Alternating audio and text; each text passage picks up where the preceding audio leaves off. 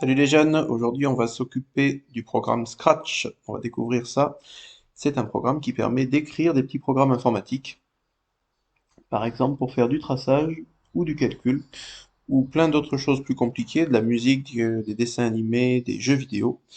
Mais par rapport à votre brevet, ce qui nous intéresse, c'est le traçage et le calcul.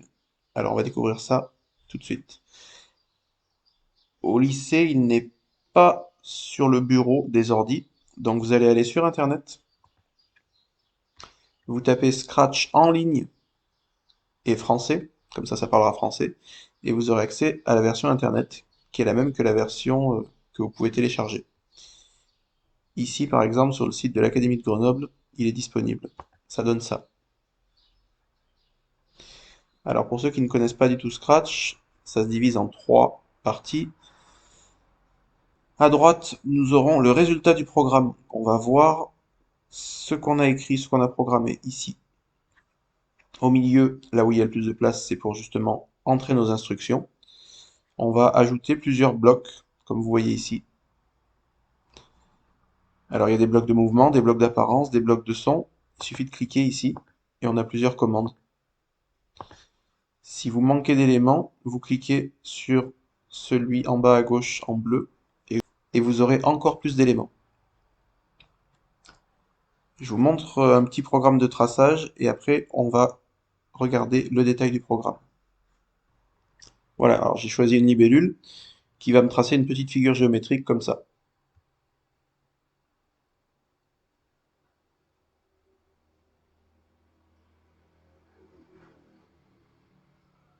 Voilà. Alors pour écrire ça, voilà ce que ça donne. Chaque bloc donne une instruction. Alors c'est un petit programme, hein, même s'il y a beaucoup de lignes. On regarde ça en détail. Déjà pour choisir les sprites, il faut cliquer ici. Là, vous aurez accès à plein de choses. On aurait pu mettre aussi un fond d'écran en cliquant ici. Ça aurait changé le fond blanc. Quand je démarre un programme Scratch, je clique sur le drapeau vert ici. Donc, premier travail, toujours mettre le bloc quand drapeau vert est cliqué. Vous le trouvez ici. Dans événements, c'est le premier bloc. Donc vous le prenez là et vous faites glisser. Voilà. Ensuite, je suis allé dans stylo, les blocs verts. Je lui demande de tout effacer pour avoir une feuille blanche au début. Ensuite, je mets le stylo en position écriture, c'est-à-dire que c'est comme si vous commencez à appuyer sur la feuille avec votre stylo quand vous êtes en cours. Sinon, ça n'écrira rien du tout, il n'y aura pas de traçage. Ensuite, je suis allé dans mouvement. J'ai demandé à la libellule d'aller à -20 en X et Y pour la positionner à peu près au milieu de la feuille. Je lui ai choisi une orientation. Et puis je commence à la faire se déplacer, donc je lui demande d'avancer de 50 pas. Puis je fais une pause, je demande d'attendre une seconde. Donc je le trouve ici ça. Attendre, vous prenez, et puis vous pouvez changer la valeur. Là, elle n'aura fait qu'un trait, elle aura avancé de 50 pas. Ensuite, je veux qu'elle fasse des carrés, mais vous avez vu, au bout des petits traits, je veux que ce carré il soit en décalé. Je veux que ça parte d'une pointe. Donc je me décale de 45 degrés. Puis ensuite, j'avance de 20 pas. Vous avez dû apprendre en géométrie que les carrés, ça avait des angles de 90 degrés. Donc je tourne mon sprite de 90 degrés, puis j'avance de 20 pas, et ainsi de suite pour faire un carré. J'arrive ici, je repositionne ma libellule au point de départ, -20, -20. Et là, plutôt que de réécrire tout ça, eh bien, je vais répéter encore 7 fois l'opération. Vous voyez, en fait, le bloc que j'ai mis dans répéter, c'est celui-ci. Ça m'évite de retaper, enfin de rentrer encore beaucoup de commandes. Donc pour répéter, je prends répéter ici, et puis je viens caser des blocs dans ce petit espace blanc, et je choisis le nombre de répétitions. Voilà, là je vais l'effacer. Et voilà, vous avez un programme de traçage. Alors après, on aurait pu améliorer en faisant changer la couleur du stylo au fur et à mesure que la figure se trace, par exemple. Voilà pour le traçage. À vous de jouer, essayez de faire pareil. On va regarder maintenant une opération de calcul.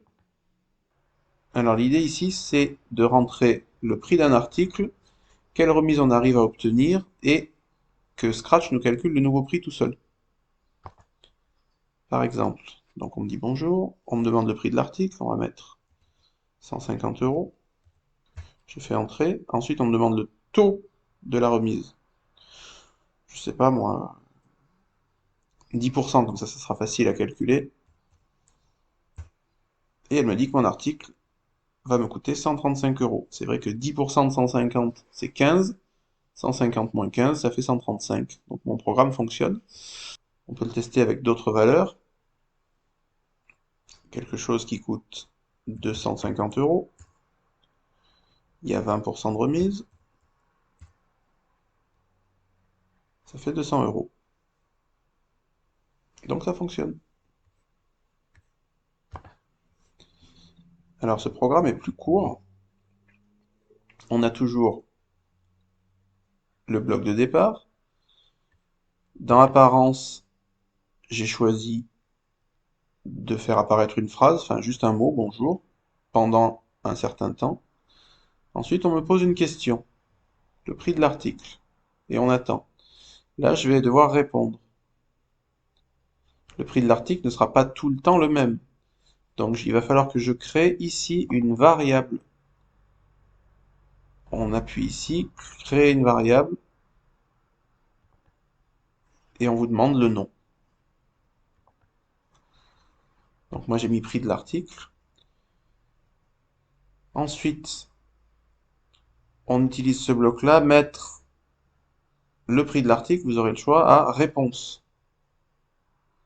C'est la réponse que vous aurez tapée qui devient le prix de l'article. Ensuite, elle me pose une deuxième question. Quel est le taux de la remise? On met remise, je crée une variable remise, et puis ensuite, je dis que ma réponse sera la remise. Ensuite, je lui fais prononcer une autre phrase. Et puis après, il va falloir faire le calcul. Donc, quand on fait un pourcentage, on part du prix de l'article, et on va enlever le prix de la remise. Le prix de la remise, c'est le prix de l'article multiplié par la remise divisé par 100. Donc, je développe ce bloc, parce qu'il est un petit peu compliqué. Je vais le sortir et l'éclater en plusieurs morceaux. Voilà. Je répète. Un article remisé, c'est d'abord le prix de l'article moins la remise. Donc je prends le prix de l'article. J'ai pris des opérateurs au préalable. Je veux une soustraction et je veux une multiplication et une division. Donc au final, ça sera prix de l'article moins la remise. Mais comment on calcule la remise? Eh bien, c'est le prix de l'article multiplié par la remise, mais la remise divisée par 100. Donc je mets remise divisée par 100, et ce bloc-là rentre dans ce bloc-là. Et tout ce bloc-là vient ici.